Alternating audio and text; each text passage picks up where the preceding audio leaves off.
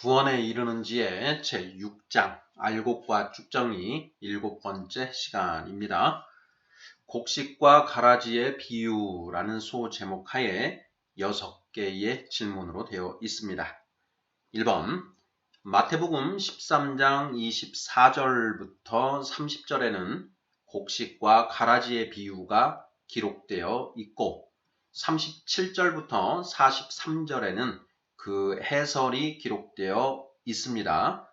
예수님이 천국을 무엇에 비유하시나요? 2번 제 밭은 무엇을 의미한다고 하시나요? 3번 42절에는 그 나라라고 하십니다. 그 나라는 무엇을 가리키나요? 4번 좋은 씨와 가라지는 각 무엇을 의미한다고 하시나요? 5번 가라지를 내버려 두는 이유가 무엇이라고 하시나요? 6번 마태복음 13장 47절부터 50절까지의 그물의 비유와 다른 점은 무엇인가요? 자, 이렇게 해서 6개의 질문입니다. 자, 구원에 이르는 지의 제6장은 알곡과 쭉정이라는 주제가 붙어 있습니다. 자, 알곡과 쭉정이. 자, 알곡과 쭉정이. 세상에는 알곡과 쭉정이에 해당되는 사람들이 나뉘어져 있다라는 것이고요. 자, 오늘 살펴볼 내용의 소주제는 곡식과 가라지의 비유입니다. 마태복음 13장 24절로 30절, 그리고 37절로 43절 그 내용에 대한 묵상이 되겠는데요. 자, 1번부터 답을 찾아보도록 하겠습니다. 자, 1번. 예수님이 천국을 무엇에 비유하시나요? 하는 질문입니다. 예수님이 천국을 무엇에 비유하시는가? 자, 마태복음 13장은 천국 비유장입니다. 자, 마태복음 13장에 천국을 이제 여러 가지 비유로 7가지 이렇게 비유로 천국에 대해서 설명을 해주시는데요. 곡식과 가라지의 비유에서는 예수님이 천국을 무엇에 비유하셨는가? 마태복음 13장 24절에 그 답이 나와 있는 것 같습니다. 예수께서 그들 앞에 또 비유를 들어 이르시되 천국은 좋은 씨를 제 밭에 뿌린 사람과 같으니 라고 되어 있습니다. 자, 천국을 무엇에 비유하셨는가? 좋은 씨를 제 밭에 뿌린 사람과 같다. 네, 이렇게 이제 말씀하셨습니다. 예수님이 천국을 무엇에 비유하셨는가 하는 1번 질문에 대한 답은 좋은 씨를 제 밭에 뿌린 사람, 이렇게 답을 하면 맞겠지요. 자, 이 곡식과 가라지의 비유는 마태복음에만 기록이 되어 있고 마가복음과 누가복음에는 기록되어 있지 않습니다. 그러다 보니 이 말씀 비유를 해석하는데 여러 가지 묵상들이 이렇게 이제 등장을 하게 되는 것 같은데요. 마태복음 13장이 천국의 비밀에 대한 가르침을 담고 있다. 자, 그러면 이 곡식과 가라지의 비유는 자, 천국의 비밀 중 무엇에 대한 가르침일까 하는 그런 이제 의문을 가지고 이 비유를 이제 해석해 들어가는 것이 중요하지 않을까 하는 그런 생각이 듭니다. 자, 우리 성도님들께서도 이 곡식과 가라지의 비유를 통해서 예수님이 정말 우리에게 가르쳐 주시고자 하는 것이 무엇인가 하는 것, 이 부분에 한번 포인트를 맞춰서 묵상을 해보시면 어떨까 싶고요. 또 나아가서 마태복음 13장에 나와 있는 천국 비밀에 관한 비유 7가지, 천국에 관한 비유 7가지 중에 다른 각 비유가 다들 어떤 하나의 가르침을 가지고 있는데, 자, 그것들과 비교를 해보면서 좀 그 묵상을 해 가면 우리가 곡식과 가라지의 비유도 조금 더 명확하게 이해할 수 있지 않을까 하는 그런 생각이 듭니다. 자, 1번 문제, 예수님이 천국을 무엇에 비유하셨는가? 네, 좋은 씨를 제 밭에 뿌린 사람에 비유하셨다. 일단 이렇게 답을 하고 넘어가 보도록 하겠습니다. 자, 2번 질문입니다. 제 밭은 무엇을 의미한다고 하시나요? 자, 좋은 씨를 제 밭에 뿌린 사람과 같다. 자기 밭에 뿌린 사람과 같다라고 했는데, 자, 이 밭이 무엇을 의미하는가? 예, 그거에 대해서 예수님이 어떻게 해설을 해주셨는가 하는 그런 질문이지요. 자, 이것에 대한 답은 마태복음 13장 38절에 나와 있습니다. 37, 38절을 한번 같이 읽어보도록 하겠습니다. 대답하여 이르시되 좋은 씨를 뿌리는 자는 인자요. 38절 밭은 세상이요. 좋은 씨는 천국의 아들들이요. 가라지는 악한 자의 아들들이요. 이렇게 되어 있습니다. 자, 좋은 씨를 뿌리는 사람은 곧 인자, 예수님이시죠. 예수님이고 밭은 세상이다. 이렇게 말씀하시는 것이죠. 자, 밭은 무엇을 의미한다고 하시나요? 정답은 세상이다. 세상. 이렇게 답을 하면 될 것 같습니다. 세상이다. 3번 질문 보겠습니다. 42절에는 그 나라라고 하십니다. 그 나라는 무엇을 가리키나요? 42절 읽어보겠습니다. 42절. 42절. 41절이네요. 자, 41절에는 그 나라라고 합니다. 그 나라는 무엇을 가리키나요? 자, 41절 읽어보면요.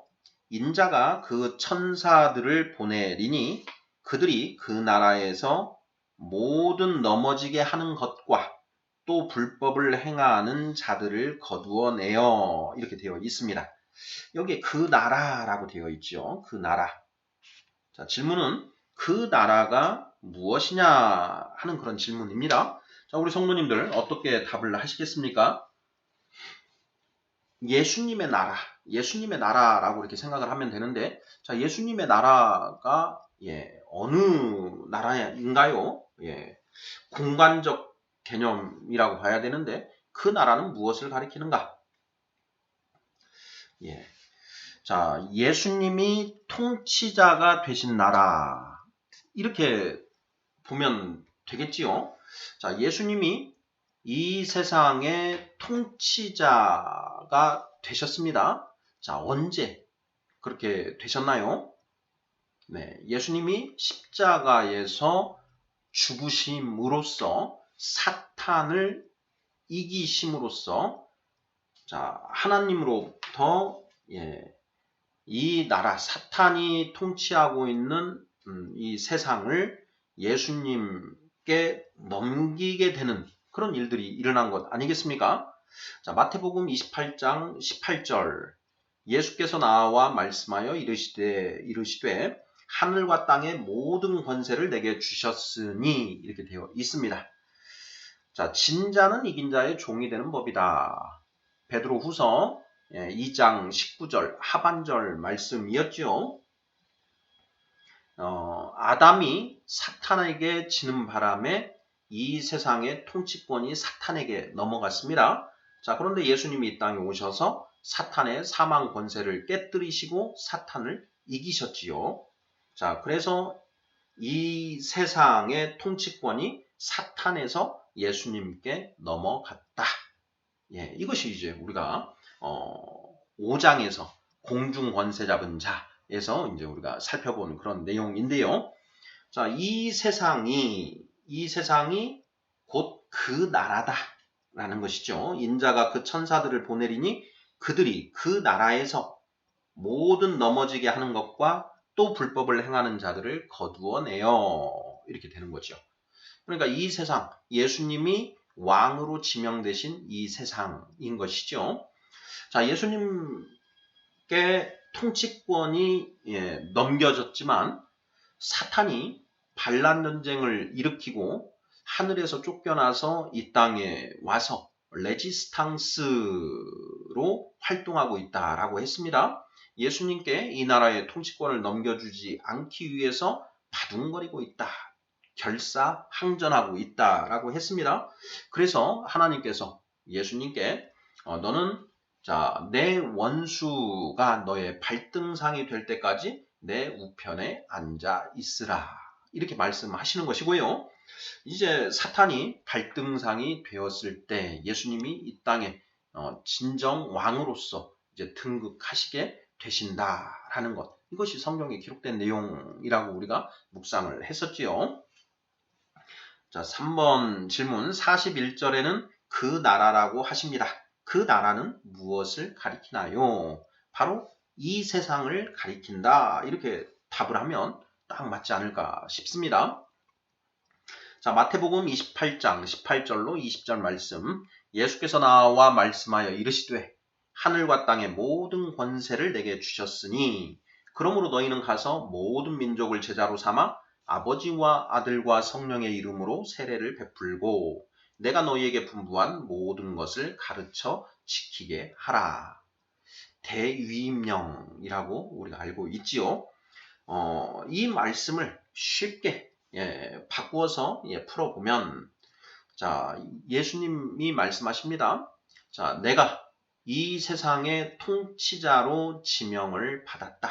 그러니 너희들은 모든 민족을 제자로 삼아서 이 세상이 나 예수의 것이 되었음을 선포하고 그들에게 사탄의 백성이 아닌 예수의 백성으로 사는 법을 가르쳐라.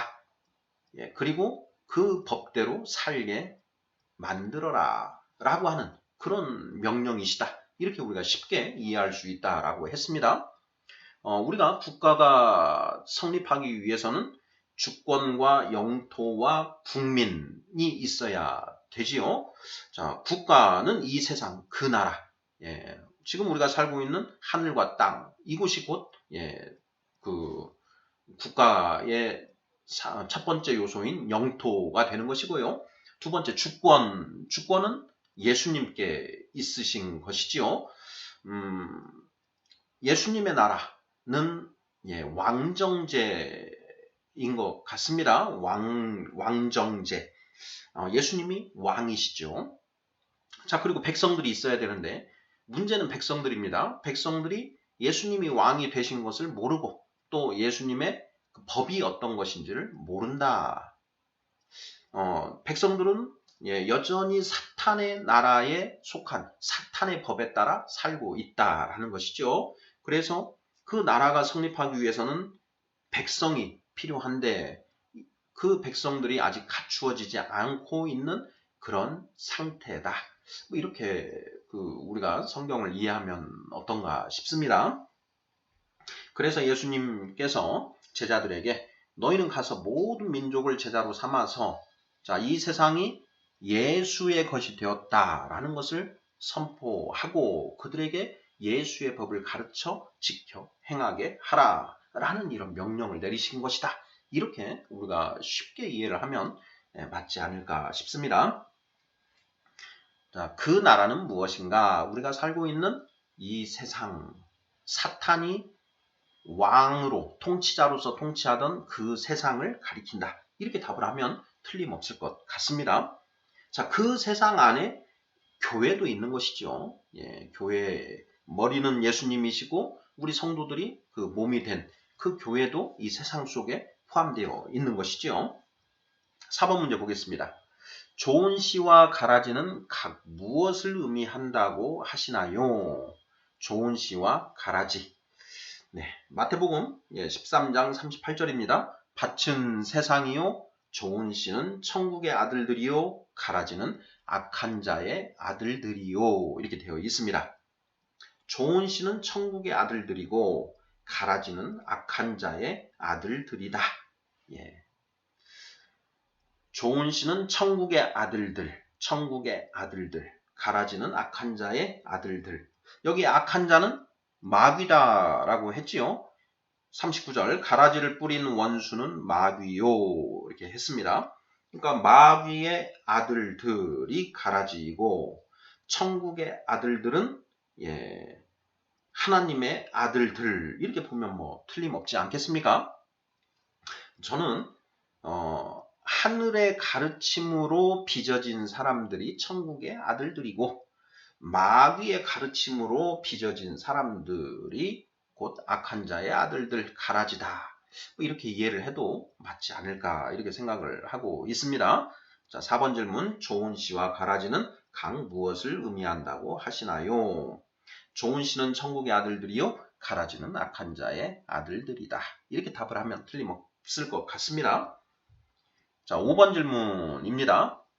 가라지를 내버려 두는 이유가 무엇이라고 하시나요? 자, 가라지를 내버려 두라라고 말씀하십니다. 13장 28절, 27절 이렇게 보면은요. 26절 싹이 나고 결실할 때에 가라지도 보이거늘 27절 집주인의 종들이 와서 말하되 주여 밭에 좋은 씨를 뿌리지 아니하였나이까 그런데 가라지가 어디서 생겼나이까 28절 주인이 이르되 원수가 이렇게 하였구나. 종들이 말하되 그러면 우리가 가서 이것을 뽑기를 원하시나이까. 29절 주인이 이르되 가만두라. 가라지를 뽑다가 곡식까지 뽑을까 염려하노라. 30절 둘 다 추수 때까지 함께 자라게 두라. 추수 때에 내가 추수꾼들에게 말하기를 가라지는 먼저 거두어 불사르게 단으로 묶고 곡식은 모아 내 곡간에 넣으라 하리라. 네. 이렇게 되어 있습니다. 자, 여기에서 가라지를 내버려 두는 이유가 무엇이라고 하시는가에 대한 답을 이제 찾으면 되는데요. 자, 먼저 첫 번째 29절에 보면 가라지를 뽑다가 곡식까지 뽑을까 염려하셔서 이렇게 이제 답을 하실 수 있겠지요. 답을 할 수 있겠지요. 가라지를 뽑다가 곡식까지 뽑을까 우려하셔서 내버려 두라고 하셨다. 네, 이렇게 하나를 답을 할 수 있는 것 같고요. 답이 하나가 아닌 것 같습니다. 또 두 번째 답은 추수 때에 그 가라지를 불사르게 단으로 묶을 것이기 때문에 추수 때에 가라지를 따로 묶어서 처리할 것이니 지금은 내버려 두라. 이렇게 답이 두 가지가 되는 것 아닌가 싶습니다. 가라지를 뽑다가 곡식까지 뽑을까 염려되어서 둘째, 추수 때에 가라지를 그 단으로 묶어 불사를 것이기 때문에 이렇게 두 가지로 이렇게 답을 하면 어떨까 싶습니다. 이 가라지의 비유, 곡식과 가라지의 비유를 왜 예수님께서 말씀하신 것일까? 우리가 1번에서 이 가르침, 이 비유가 어떤 가르침을 품고 있는 것일까? 이 비유의 주제가 무엇일까? 하는 부분이 묵상 포인트라고 했는데요. 이 부분 방금 우리가 5번 질문에서 가라지를 내버려 두는 이유가 무엇인가? 라고 하는 이 대목에서 이 가르침의 요지를 좀 축출해 볼 수 있지 않을까 하는 그런 생각이 듭니다. 자, 우리 성도님들을 이 곡식과 가라지의 비유의 가르침, 무엇을 가르쳐 주시고자 하신 것인지 좀 답하실 수 있으시겠는지요? 저는 이제 이 부분 묵상을 하면서 이런 질문들에 대한 답이 아닐까.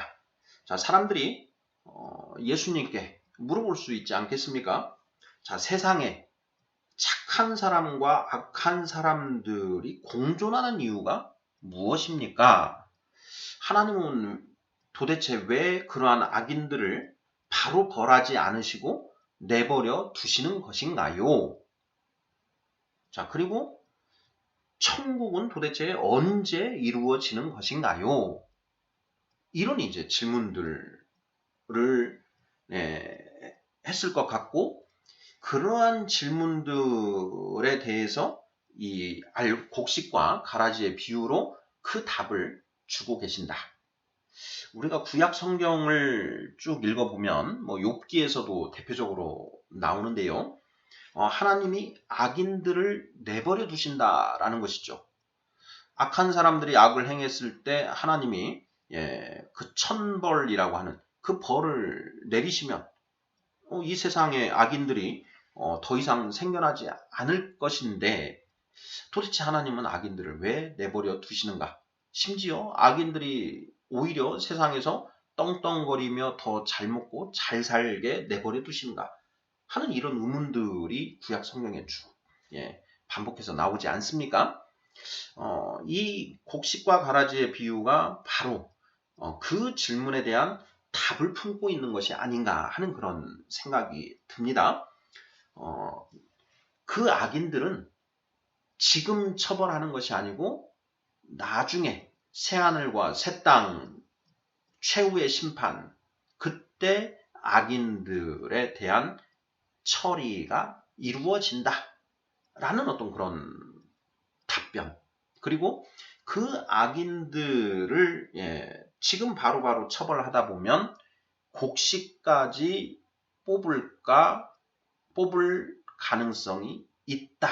이런 그래서 내버려 두시는 것이다. 이런 답을 하고 계시는 것 아닌가 싶습니다. 천국은 좋은 씨를 제밭에 뿌린 사람과 같다. 좋은 씨를 제밭에 뿌린 사람이 가라지를 내버려 두고 추수 때에 가서 선별해서 곡식은 곡간에 그리고 가라지는 단으로 묶어서 불태우기 위해서 단으로 묶어서 가려낸다라는 것이죠.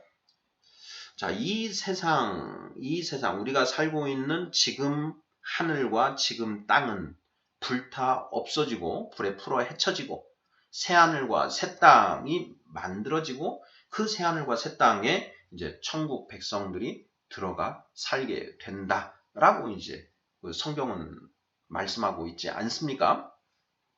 그러니 그때가 될 때까지는 이 세상에 선인과 악인이 공존하게 내버려 두신다. 왜 내버려 두시는가? 이 세상이 또 시험장이다라고 하는 그런 대목, 우리가 5장에서 묵상한 내용들과 이렇게 연결해서 좀 우리의 이해를 해보면 어떨까 싶습니다. 자, 5번 질문. 가라지를 내버려 두는 이유가 무엇이라고 하시나요? 가라지를 뽑다가 곡식까지 뽑을까 염려하셔서. 둘째, 추수 때에 가라지를 처리하실 것이기 때문에 이렇게 두 가지로 답을 해보면 어떨까 싶습니다. 자, 마지막 6번 질문입니다. 마태복음 13장 47절부터 50절까지의 그물의 비유와 다른 점은 무엇인가요? 이 질문 굉장히 중요한 것 같습니다. 곡식과 가라지의 비유의 주제가 도대체 무엇일까 하는 부분을 계속 고민하면서 이 그물의 비유와 굉장히 유사하거든요. 그래서 그물의 비유와 비교를 해보면서 차이점이 무엇일까 하는 부분을 좀 주목을 해보았는데요. 자, 그물의 비유 먼저 한번 읽어보도록 하겠습니다. 우리가 6장 첫 번째 시간에 그 의인 중에서 악인을 갈라내어 라는 소주제로 이미 살펴본 바 있는데요. 자, 읽어보겠습니다. 마태복음 13장 47절로 50절. 또 천국은 마치 바다에 치고 각종 물고기를 모으는 그물과 같으니 그물에 가득함에 물가로 끌어내고 앉아서 좋은 것은 그릇에 담고 못된 것은 내버리느니라. 세상 끝에도 이러하리라. 천사들이 와서 의인 중에서 악인을 갈라내어 풀무불에 던져 넣으리니 거기서 울며 이를 갈리라. 이렇게 되어 있습니다. 자, 그물의 비유. 세상 끝에 천사들이 와서 의인 중에서 악인을 갈라내어 풀무불에 던져 넣는다. 네, 이 대목이 가라지의 비유에서 자, 41절. 인자가 그 천사들을 보내리니 그들이 그 나라에서 모든 넘어지게 하는 것과 또 불법을 행하는 자들을 거두어내어 풀무불에 던져 넣으리니 거기서 울며 이를 갈게 되리라. 43절 그때의 의인들은 자기 아버지 나라에서 해와 같이 빛나리라. 귀 있는 자는 들으라. 이렇게 되어 있습니다. 굉장히 유사하지요. 그물의 비유와 이 곡식과 가라지의 비유의 차이점이 무엇일까? 네, 우리 성도님들 그 차이점이 느껴지시는지요? 네, 저도 한참 묵상을 하면서 그 차이점이 비로소 이제 보이게 되었는데요. 제가 찾은 차이점은 이런 것입니다. 가라지는 마귀가 고의적으로 뿌렸습니다. 그런데 못된 물고기가 그물에 걸린 것에는 특별히 마귀가 개입하지는 않았다라는 점, 이 점이 다른 것이 아닌가 싶습니다. 자, 보시지요. 마태복음 13장 25절 사람들이 잘 때에 그 원수가 와서 곡식 가운데 가라지를 덧뿌리고 갔더니 이렇게 되어 있죠. 자, 반면에 그물의 비유에서는 그물에 가득함에 물가로 끌어내고 앉아서 이렇게 되어 있고요. 47절에 바다에 치고 각종 물고기를 모으는 그물과 같으니 이렇게 되어 있습니다. 이때 이제 우리가 그물은 교회다. 자, 그 교회에 그 많은 사람들이 이제 모여든다는 것이죠. 그래서 그물에 가득 찼다.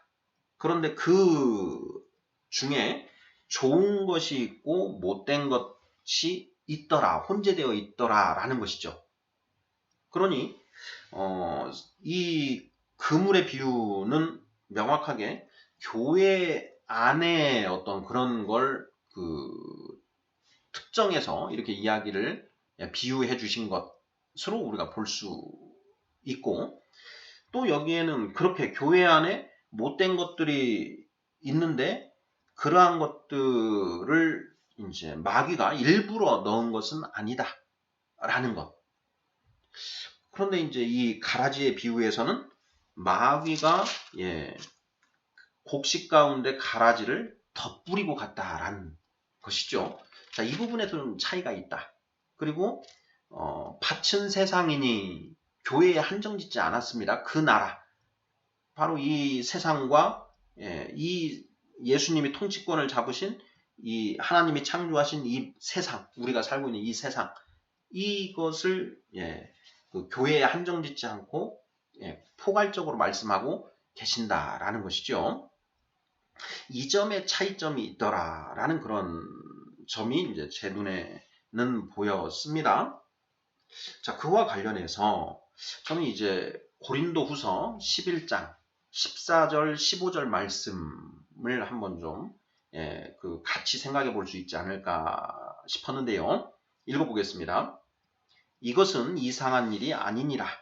사탄도 자기를 광명의 천사로 가장하나니 그러므로 사탄의 일꾼들도 자기를 의의 일꾼으로 가장하는 것이 또한 대단한 일이 아니니라.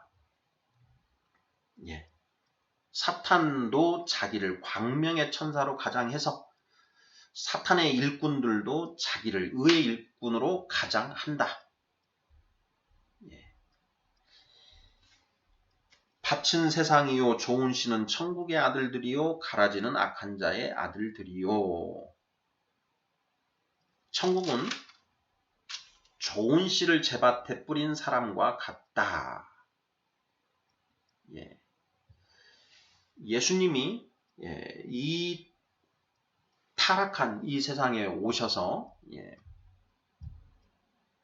성령 시대를 여시고 믿음의 사람들을 이제 만드셨지요.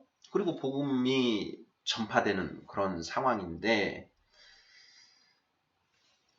예수님의 백성을 점점 더 만들어 가는 것이죠.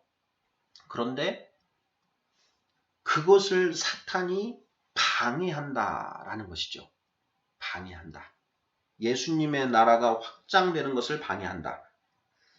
마태복음 13장 31절 이하에 보면 겨자씨와 누룩의 비유가 이제 이어집니다. 예수님이 곡식과 가라지의 비유를 말씀하시고 그 다음에 겨자씨와 누룩의 비유가 이렇게 나오는데, 자, 겨자씨는 이 교회의 양적 성장, 그리고 누룩의 비유는 또 질적 성장, 교회의 부흥을 의미하는 것으로 우리가 능히 충분히 해석이 되지 않습니까? 그러면 그 전에 나온 곡식과 가라지의 비유 부분은 예수님의 나라가 커져가는 것을 방해하려고 하는 그 사탄의 적극적인 레지스탕스 활동, 이런 것들을 담고 있는 것 아닐까, 이런 이제 묵상을 해 보는 것이죠. 우리 성도님들 생각은 좀 어떠신가요?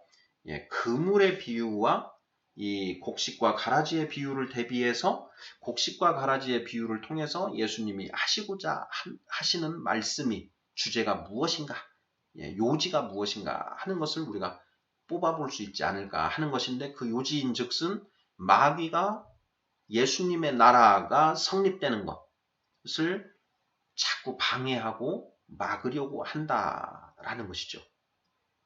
교회 안에도 마찬가지로 사탄이 그런 거짓 일꾼들을 집어넣어서 교회가 온전히 성장해 나가는 것을 방해하는 그런 끊임없는 방해 공작을 결사적으로 하고 있다. 이런 맥락이 이 곡식과 가라지의 비유의 그 주제가 아닐까 싶습니다. 사람들이 잘 때에 그 원수가 와서 곡식 가운데 가라지를 덧뿌리고 갔더니 싹이 나고 결실할 때에 가라지도 보이거늘 돼 있는 것이죠. 구원에 이르는지에 6장 알곡과 쭉정이 7번째 시간 곡식과 가라지의 비유라는 소제목으로 6개의 질문을 살펴보았습니다. 이 곡식과 가라지의 비유가 마태복음에만 기록이 되어 있어서 그 비유의 의미를 해석하는데 쉽지가 않아서 이런저런 다양한 해석들이 제시가 되고 있는데, 이 비유의 가르침, 비유가 품고 있는 가르침, 핵심 요지가 무엇일까 하는 부분을 그물의 비유와 대비해서 좀 이렇게 묵상해 보는 것도 그 참뜻을 이해하는 좋은 방법이 아닐까 싶습니다. 아멘.